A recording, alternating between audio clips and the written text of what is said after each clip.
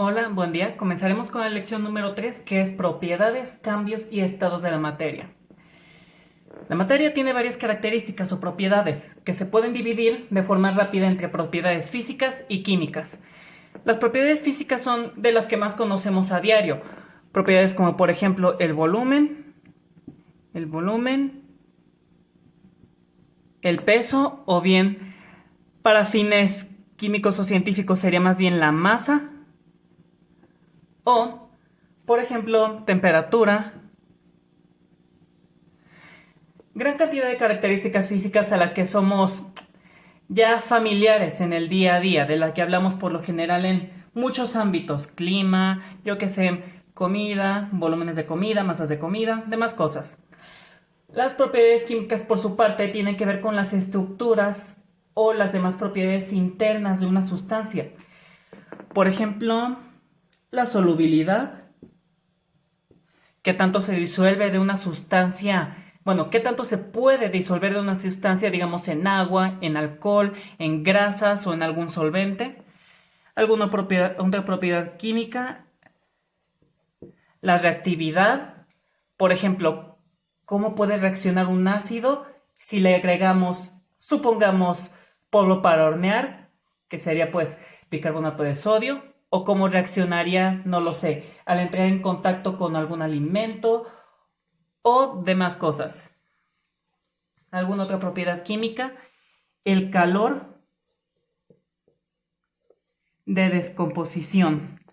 ¿Qué tanto tenemos que calentar una cosa para que se separe en otras sustancias? Por ejemplo, en la manufactura de cal, la roca caliza primero se calienta hasta liberar el dióxido de carbono que contiene y lo que queda es óxido de calcio, la llamada cal viva. Otra forma de separar o clasificar las propiedades de la materia es según si son extensivas o intensivas. Las propiedades extensivas, también llamadas cualitativas, dependen principalmente de la cantidad de materia que haya. Por ejemplo, dos de los ejemplos más rápidos serían la masa y el volumen.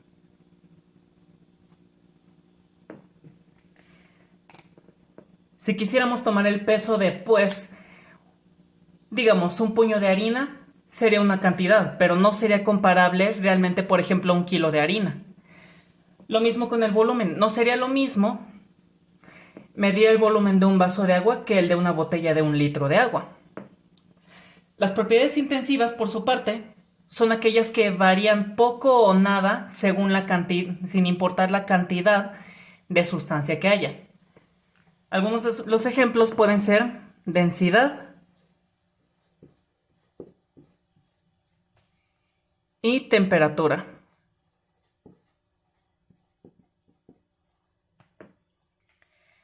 La densidad es una propiedad que nos puede indicar muchísimas cosas. Lo primero que nos indica es cuánta masa hay en un determinado volumen de objeto. Pero otra cosa de las que nos determina es la flotabilidad. Por ejemplo, si echáramos un anillo de oro al agua, este se hunde muy rápidamente. Y esto es por su densidad mucho más alta que el agua. Si por ejemplo le echáramos un lingote, este también se va a hundir y de hecho probablemente hasta a la misma velocidad. Porque el oro tiene la misma densidad, ya sea siendo un anillo de oro puro o un lingote de oro puro. La otra propiedad del otro ejemplo de la temperatura, supongamos que tengamos un galón de agua y nos sirvamos de ahí un vaso. Si medimos la temperatura del galón y del vaso, nos debería de dar igual, sin importar qué tanto metamos el termómetro. Ahí dependería, por supuesto, de que no alteremos ninguno de los dos de forma intencional, que no pongamos el vaso a calentar, que no pongamos el galón a calentar directo antes de tomar la temperatura. Y pues, en tal caso, sin importar que haya mucha más agua en el galón y mucha menos en el vaso, la temperatura entre los dos, siempre que no los alteremos, cada uno por separado, seguiría siendo la misma. A partir de las propiedades de la materia, es posible comprender los cambios que la materia puede sufrir. Estos se dividen en tres: físicos, químicos y nucleares. Los cambios físicos son los que se dan sin que la materia se altere en su composición. Uno de los ejemplos más básicos podría ser, por ejemplo, la evaporación. Si ponemos a hervir agua, va a empezar a burbujear, va a empezar a convertirse en un gas. Se vuelve vapor, pero es vapor de agua. Sigue siendo realmente mayor parte agua. Otra bien podría ser, yéndonos ahora para el otro lado, la congelación. Podemos poner a congelar, digamos, agua o congelar algún alimento y aun si cambia su estado de agregación, que se vuelva sólido, o que en el caso del alimento que se vuelva bastante más rígido, siguen manteniendo la misma composición. ¿Algún otro ejemplo? Podría ser, por ejemplo, el aplicar una tensión. Si yo trato de comprimir un resorte o trato de estirar una liga, estos pueden regresar a su forma original. No se modificó su composición. Los cambios químicos, por su parte, sí llegan a alterar la composición de la materia. Por ejemplo, algún cambio rápido para entender podría ser la descomposición. Mencionamos hace rato lo que se hace respecto a la cal, que primero se obtiene como roca caliza, se obtiene como piedra caliza, se calienta hasta que la roca, que es carbonato de calcio, se separa en dióxido de carbono y óxido de calcio. El óxido de calcio es la que llamamos cal oxidada, que diga la cal viva.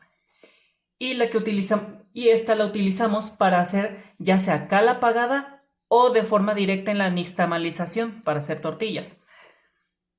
Otro ejemplo de cambio químico puede ser, por ejemplo, la neutralización.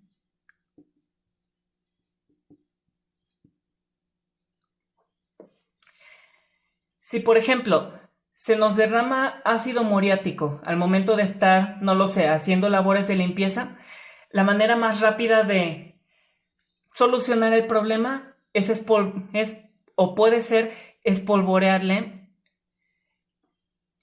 bicarbonato de sodio. El bicarbonato de sodio reacciona neutralizando el ácido. Ese es un ejemplo de reacción de neutralización. Otro ejemplo podría ser una sustitución. Por ejemplo, si echáramos un clavo de hierro en agua que tenga disuelta alguna sal de cobre, eventualmente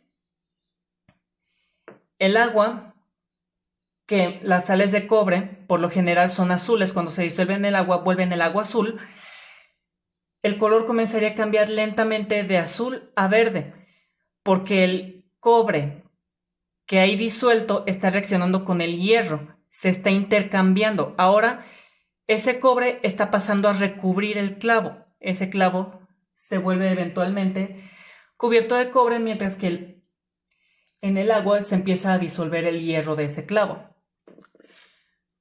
Por último, los cambios nucleares son los que no solo alteran la composición de la materia, la alteran incluso hasta el átomo.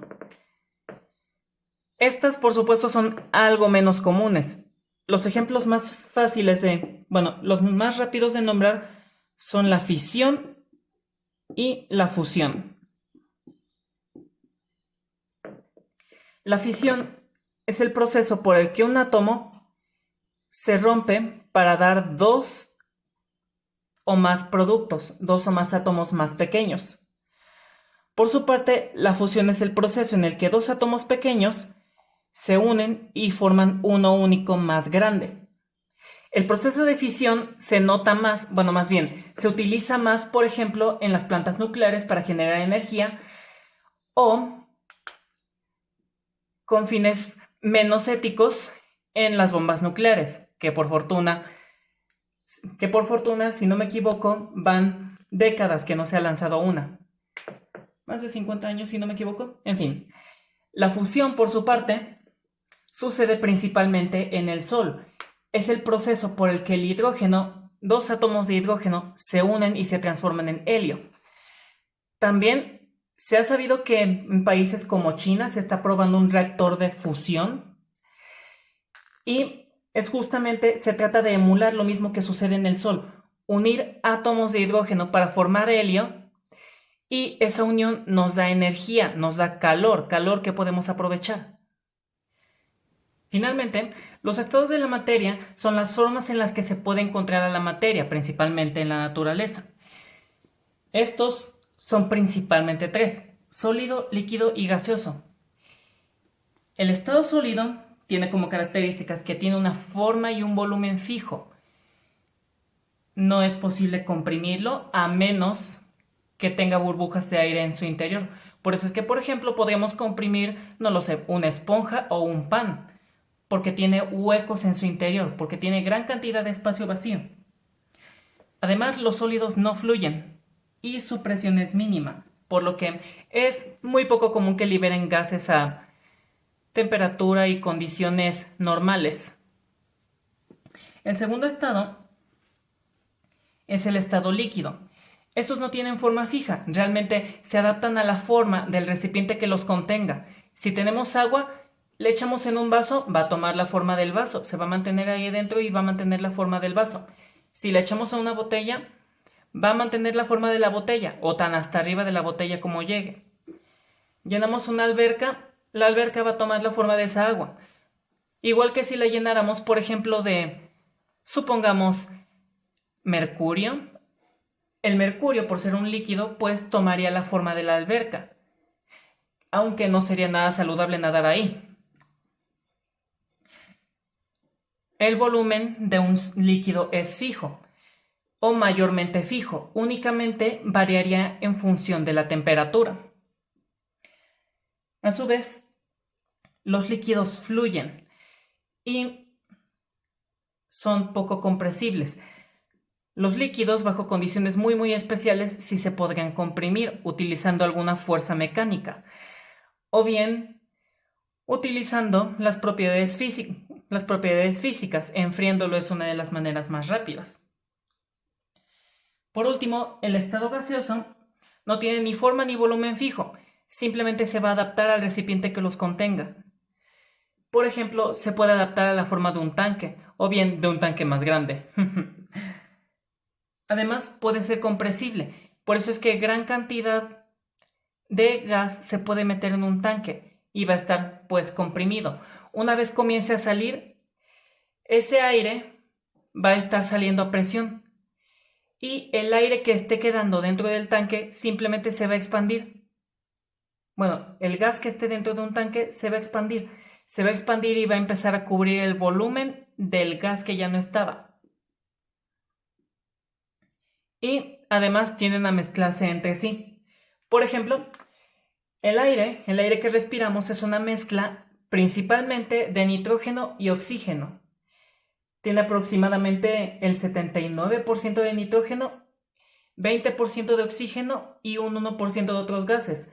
Supongamos dióxido de carbono, gas argón, gas xenón, gas criptón, gases menos comunes como el neón y el helio y demás. Hay varios procesos por los que un material puede cambiar de estado. La gran mayoría de estos mediados por la temperatura. Cuando un sólido cambia de estado a líquido, este cambio es conocido como fusión.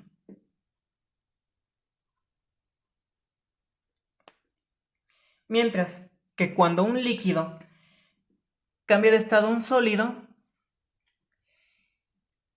el cambio es de solidificación.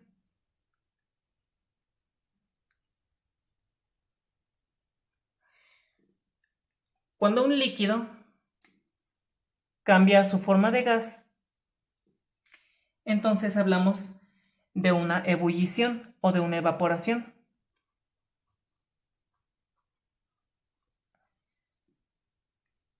Y cuando un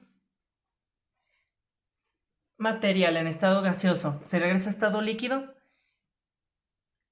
entonces la llamamos una condensación.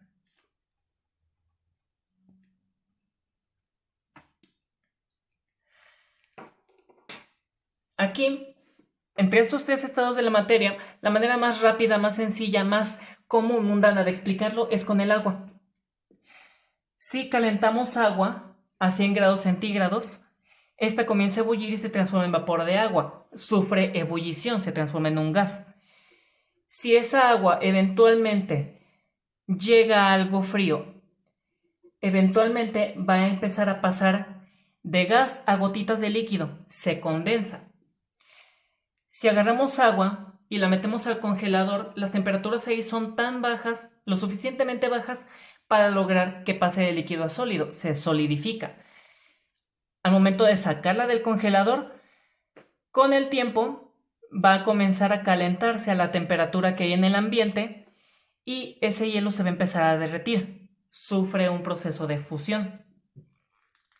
También, si bien estos 4 procesos son los principales y más conocidos, hay otro par de procesos un tanto menos común, pero que lleva de sólido a gaseoso sin pasar por la fase líquida y que lleva de gaseoso a sólido sin pasar por la fase líquida.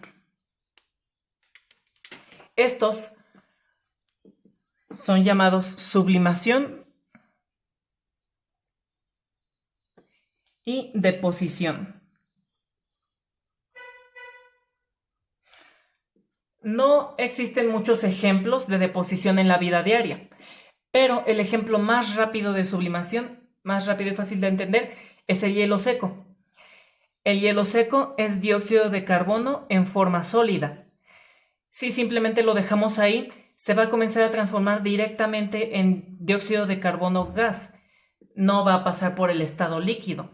Por ello también es que se le llama hielo seco. Además, se propone un cuarto estado de la materia, el plasma. Este es formado por un gas ionizado,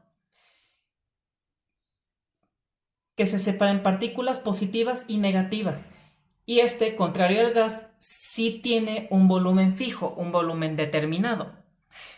Un ejemplo de plasma o un ejemplo cercano al plasma bien podría ser un rayo. La electricidad, la descarga de un rayo es tan potente que es capaz de ionizar el aire, lo convierte momentáneamente en plasma. El proceso por el que un gas se transforma en plasma es llamado ionización.